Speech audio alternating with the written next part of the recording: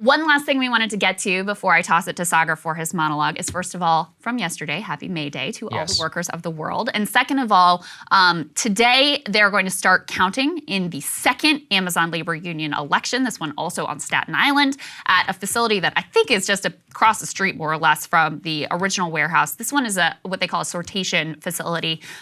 It is, if anything, an even more difficult task because you're talking about a lot of part-time workers, and Amazon has certainly escalated their union busting. They may have, to a little bit of an extent, not taken Christian Smalls seriously enough, like many other figures. But now they're taking underestimated him, and now they take it very seriously. So we'll be watching, of course, to see what happens there. But we also wanted to quickly bring you this news item, which it's just too freaking perfect. So the day after the union election in Staten Island, they announced what for many will be very troubling news. Nationwide, they're no longer going to pay workers who are out sick with COVID or even inform workers when someone at their warehouse tests positive for COVID.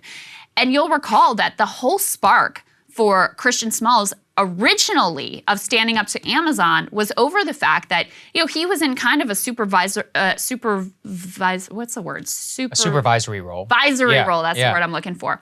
And so he had access to, and he has good relationships with the warehouse, all these different workers that he saw getting sick. And this was in the early days of COVID, the pre-vaccine days, and they're falling out and they're throwing up and nobody's getting any information about it. And there's very little in the way of any sort of safety protocols. And so he stages that walkout. They lose their minds. They fire him. They then say, we're going to make you the face of the Amazon labor union movement because you're not smart or articulate. And of course, the rest is ultimately history. But it just shows you how strategic they are that, of course, during the whole lead up to that election, they're saying, oh, we love you and you just have to talk to us. Of course, we'll listen. And then the day after the votes are done, then it's, oh, by the way, no more sick pay if you're out with COVID, and we're not going to tell you if your coworkers are sick. That's actually brutal.